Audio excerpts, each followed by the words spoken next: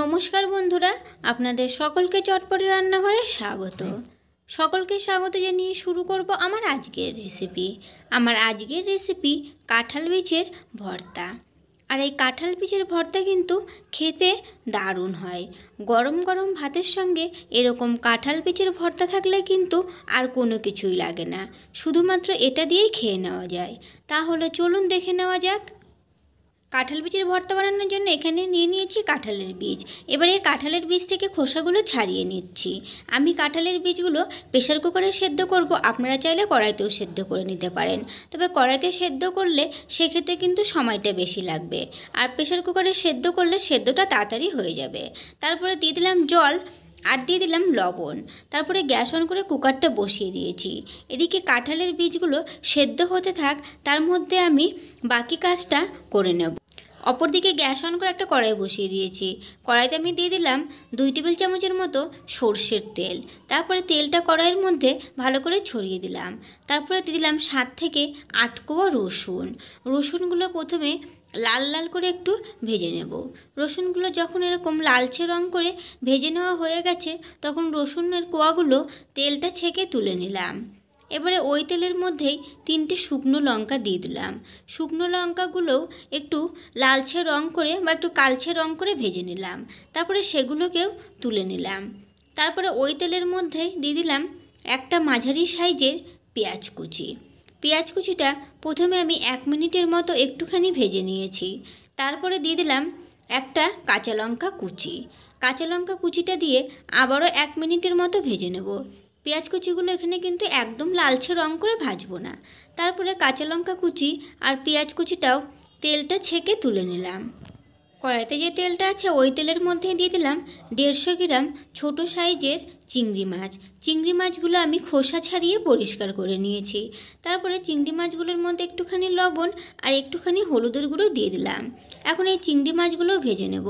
আপনারা কিন্তু চিংড়ি মাছগুলো আগে থেকে লবণ হলুদ মাখিয়েও নিতে পারেন। তো এভাবেই কিন্তু খুব বেশি না 2 থেকে 3 মিনিটের মতো আমি চিংড়ি মাছগুলো ভেজে নিয়েছি। তারপরে চিংড়ি মাছগুলো কড়াই থেকে তুলে নিলাম। চিংড়ি মাছগুলো তুলে নেওয়ার পরে আমি শিলনোড়াতে চিংড়ি মাছগুলো বেটে নিচ্ছি। আর চিংড়ি মাছগুলো কিন্তু একদম মিহি করে এখানে বেটে নিতে হবে। আপনারা মিক্সার গ্রাইন্ডারের সাহায্যেও চিংড়ি মাছগুলোকে বেটে নিতে পারেন, তবে শিলনোড়ায় বাটলে কিন্তু তার স্বাদটা আলাদাই হয়।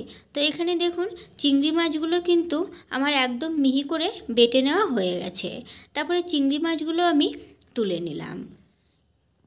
তারপরে এদিকে আমি কাঁঠালের বীজগুলো দেখুন নিয়ে নিয়েছি। কাঁঠালের বীজগুলো সেদ্ধ করে কাঁঠালের বীজ থেকে আমি জলটা ঝরিয়ে নিয়েছি। কাঁঠালের বীজগুলো একটু ঠান্ডা হয়ে গেছে। এবারে কাঁঠালের বীজের ওপর থেকে এই যে পাতলা মতো একটা আস্তরণ থাকে, এটা আমি একটু একটু করে তুলে নিচ্ছি। পুরোটা তোলার দরকার নেই, একটু একটু করে তুলে নিলেই হয়ে যাবে। আর কাঁঠালের বীজগুলো সেদ্ধ হয়ে গেলে কিন্তু এগুলো তুলে নেওয়াও ভীষণই সহজ।